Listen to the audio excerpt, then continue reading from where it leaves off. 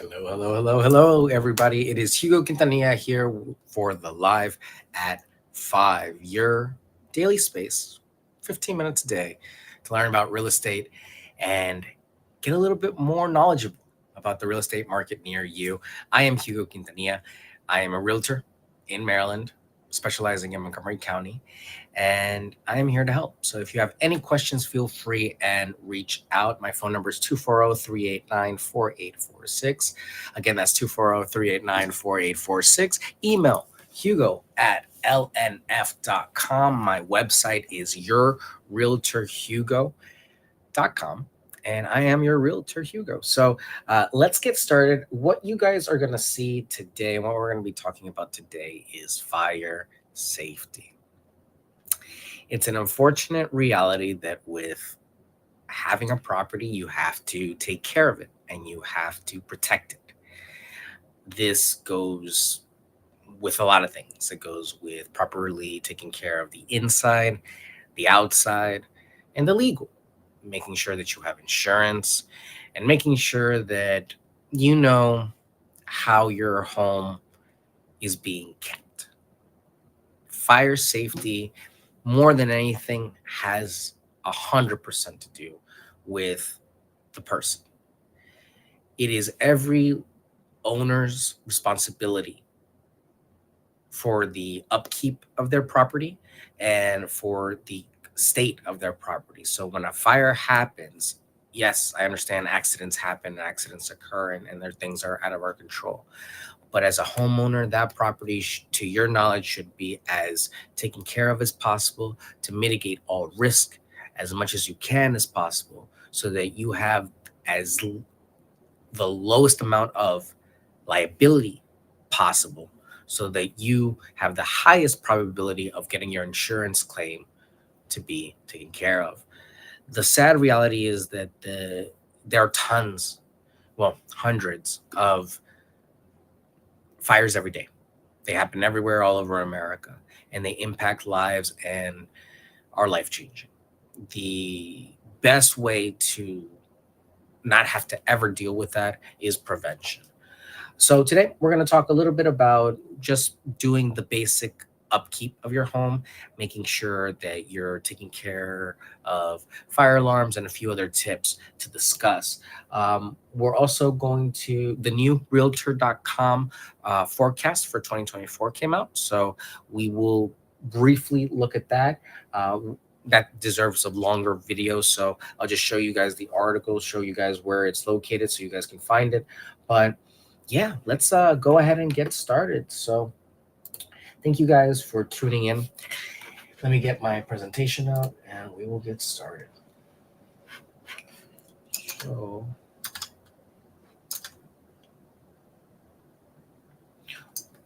a big thing that I wanted to highlight today, more than anything else, and the reason that this kind of was brought up to the forefront of my mind, is actually this organization here that I want to show you. These guys are amazing. And the reason I want to show you who they are is because it's important to know the heroes that are, involved in keeping our society running and functioning correctly. These guys risk life and limb every single day to try to make sure that you are taken care of and that your families are taken care of. So whenever you get a chance, please thank a fire service person, as well as a police officer. And yeah, just thank them. Thank them for their service. They are so essential to everything that happens in society. And when a disaster strikes, they are the first ones there. They are the first line of defense. This is a great resource. But more than anything, stay in touch with the avenues of the information that come from these types of organizations, from Montgomery County Police, from Montgomery County Fire and Rescue. They're so good at keeping up and keeping the public updated on certain things. That's really where I saw so much of what was happening yesterday. And I could actually just hear it. There were so many units out there yesterday. There were so many incidences, and it made me think about how as soon as the winter time comes around, we just see a spike in all of these types of fires, explosions, unfortunately, carbon monoxide poisoning. It's one of the most joyous times of the year, and to have tragedy strike at that way for any family can be devastating. So I wouldn't wish it on anyone to have to go through that over the holidays or ever. So really keeping on top of servicing, keeping on top of professional maintenance is essential to keep not only valuing your home, but also your livelihood, your life. Houses, I said one time, houses need people as much as people need houses. And houses that are not maintained, they go in disarray, they fall apart. Houses that are well maintained will keep their value. There's no other asset like it. And even if you improve a property, if you really consciously improve it in the eyes of the market, you actually make money on an asset such as that. So, not to harp too much on assets, but really these guys are the winners and the heroes of our day to day. And their service is so essential to everything that we do in society. So I just wanted to shout them out real quick. Pete on X has always been very um, on top of things, just kind of updating the public as soon as possible. And whenever things are around, whenever he's not there, he is sorely missed. And you can definitely tell a difference. So, yeah, guys, I really do appreciate you. And let's get into the tips because I know, it's a Sunday. You guys got better stuff to do, but it's a stormy Sunday. So I did want to talk a little bit about storm prevention, but I think we're going to leave that for another day because the biggest thing with storm prevention is mitigation of water. You're always going to have wind and stuff and flying around, and you have to be careful making sure that heavy objects are bolted down. But we could really spend a whole day talking about water and how water can damage properties. Really, fire is very dangerous, but water can be just as damaging, if not more sometimes, because of how silently and unnoticed it can go and its damage can go. So, a very easy tip and very easy way to be on top of your fire prevention this year is to just install and double check your fire alarms, your smoke detectors. Make sure that if you have one installed, preferably they have carbon monoxide combination, just to make better use of that element. If not, it is what it is, but make sure that they're running, make sure that the hardware is actually connected and test it. Make sure to test it frequently because it's better to test often and never have to use it than have that one emergency and it never work. And we all know of situations where a fire has gone from very small to very big very quickly. And in a situation like that, every second is crucial. So the moment an alarm goes off, it could save lives. So keep that in mind next time that you think about, going up there and changing that or like hear it beeping. Make sure change it. Get a new one. You just never know. And you never want to be that case that, hey, ends up on the news. So plan an escape route. Have a clear fire escape plan for your home. It's easiest thing to know how to do, how to get out of your property in all types of different situations. What if I can't leave my room? What if I have to jump out the window? What if I can go make it downstairs? What if I this way? What if that? All the exits, cover it. Is there a plan for any sort of emergency? Making sure that a plan is in place sometimes again saves the risk of losing time. And in these crucial emergencies, when perhaps there's intruders, or perhaps there's a fire, or perhaps there's a flood or earthquake, these are all things that are out of our control. And really having a plan of escape it's a no-brainer. Practice it often. Again, around the time that you change your fire alarms or check them routinely, just make it part of your routine with your family to go through these things. Keep fire extinguishers handy. Have at least one fire extinguisher in your home and make sure every adult knows how to use it. I can tell you from personal experience, I've used a fire extinguisher. My life has been saved by a fire extinguisher. So it is essential. And I always keep one in my kitchen, even one of the small ones. You can find them on sale, they're relatively cheap. They do expire. So make sure that you know that yours is valid and good. Also, make sure that you are using an appropriate type of extinguisher for the situation. Sometimes there are extinguishers built for a special purpose. I would reference car extinguishers, same sort of thought process and tech, like, hey, extinguishes fire, but different sort of chemicals and elements. The reason I say that is because these elements are toxic and can be very damaging. So if you're using an industrial fire extinguisher inside of a kitchen, you could seriously damage that kitchen. Whereas something that's more built for a home use might be less messy and might also just be an easier clean overall. Keep that in mind next time that you purchase your fire extinguishers. And also go ahead and double check them, know where they are, make sure that everyone in your house knows where they are. I always suggest to keep one on every floor in at least one of the closets, and then one in the kitchen underneath a sink or somewhere where it's very common knowledge. It's just better safe than sorry. They come in a bundle. You can usually get them on Amazon, so go check it out. Stay in the kitchen. And I'm not saying that just because you gotta, that's the only place you can live. When you're cooking, stay in the kitchen.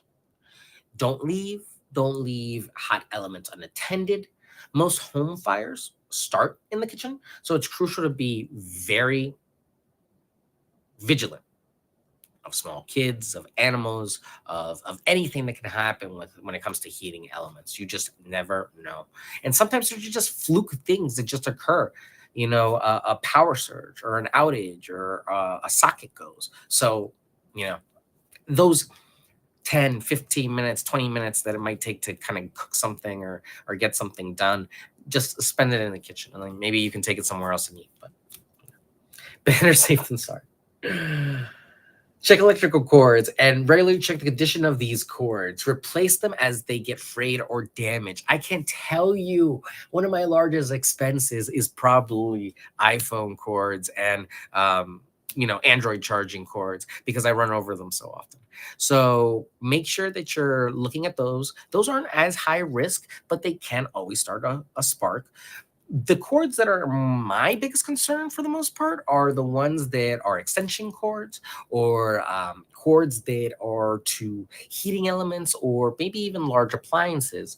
We're talking some of even these gaming computers or gaming consoles have high voltage that goes through them, and that can also be a big issue if there's frays or if there's dust or there's some sort of a collection of something near the element that causes that spark and causes that fire. I've seen it happen where you have just a little bit of a spark catch, a little bit of a thing, and then boom, it all goes.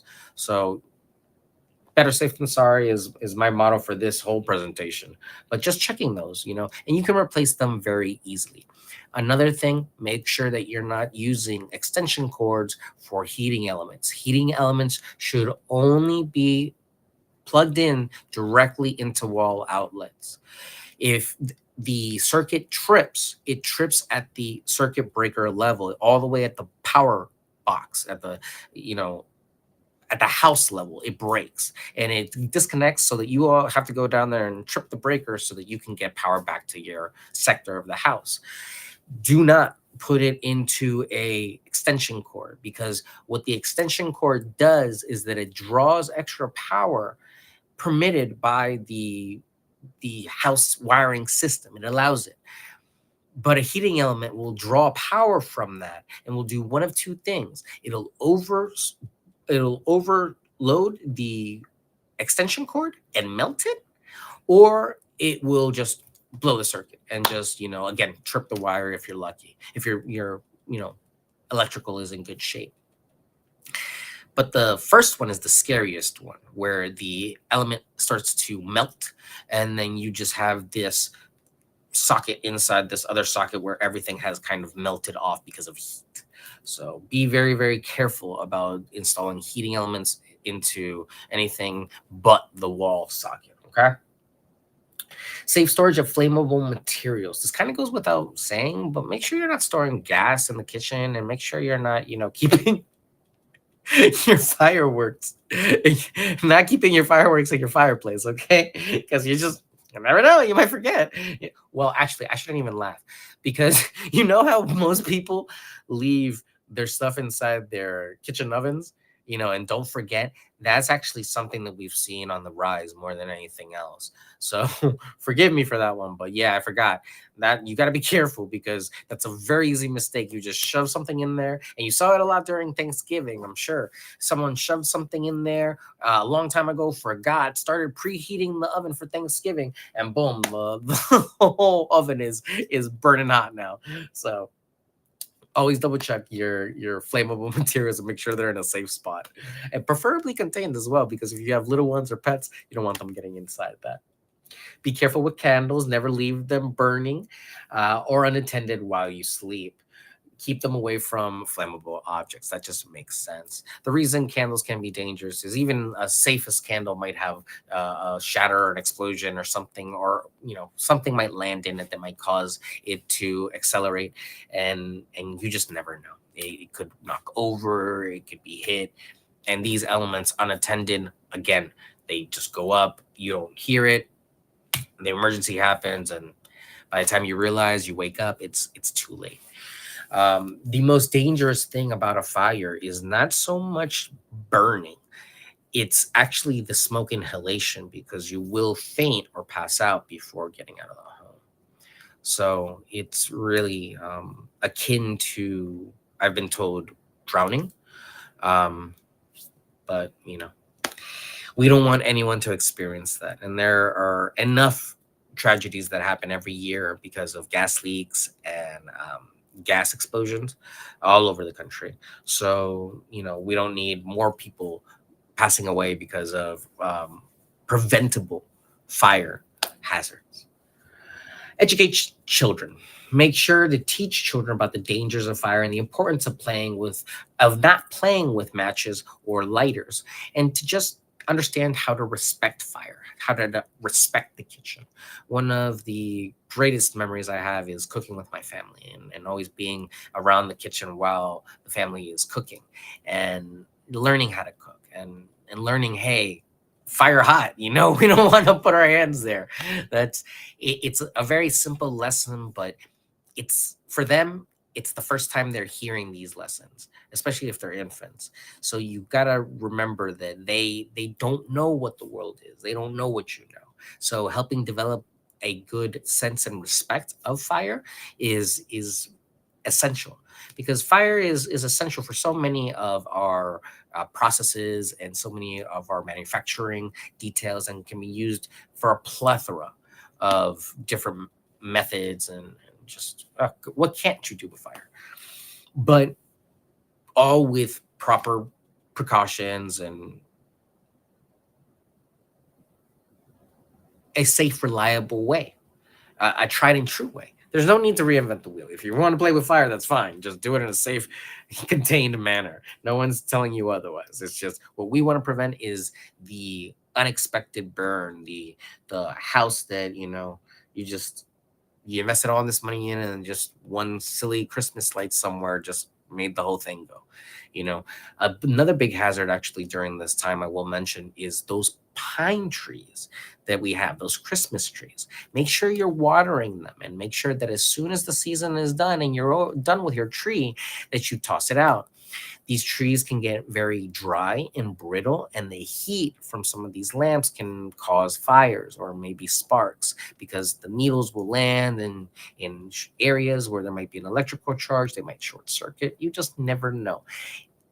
Electricity jumps, and it has no qualms about jumping from one contact point to another, and that's where we get arcs, and that's how we get thunderstorms and things like that. So, and lightning. So understanding that the danger of electricity is having something on the element, having it dirty, having something land on it, wet or dry, can both be dangerous.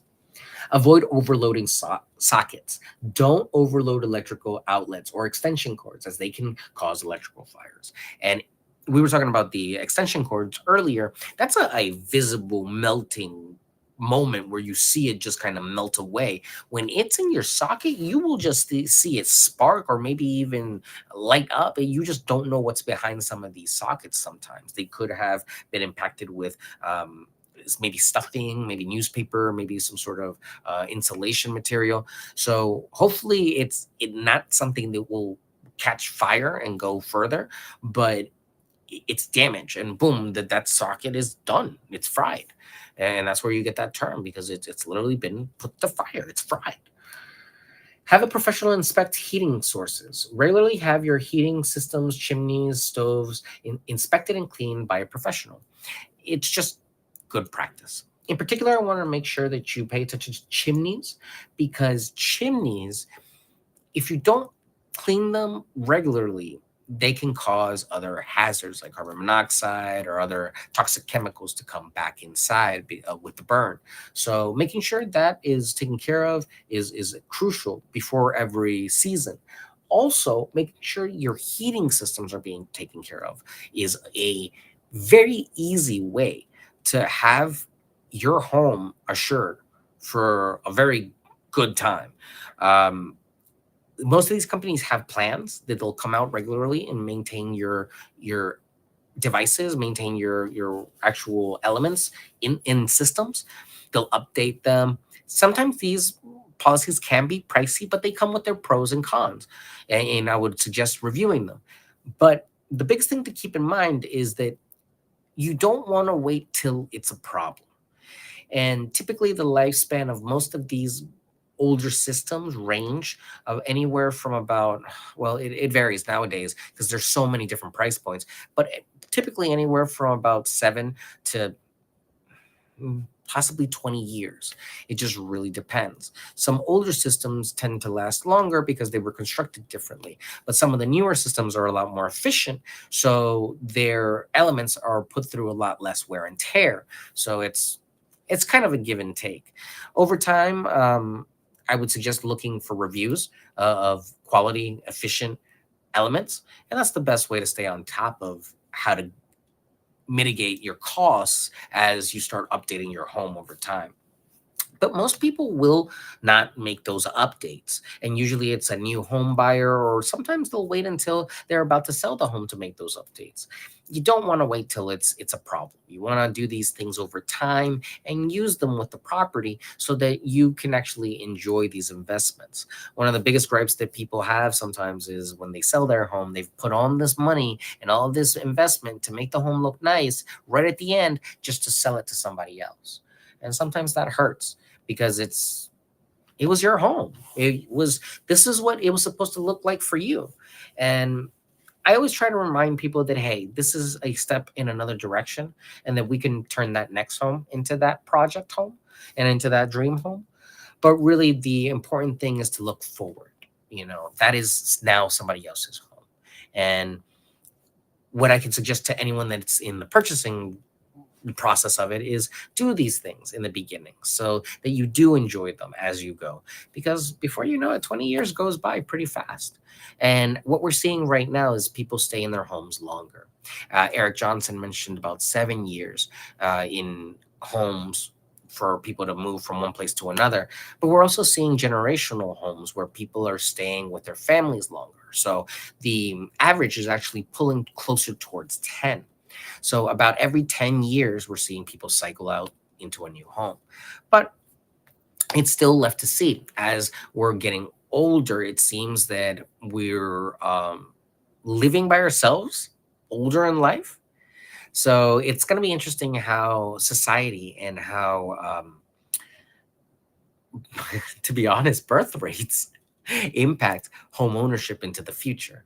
Because really, there are only a few reasons why people have to purchase homes or have to move. It's diapers for babies, diamonds for a marriage, divorces because there's a split up, um, and distance. Sometimes it's just relocation. You gotta make that move. So there are very few reasons sometimes that you need to purchase a home, and it's major life events that are associated with these things.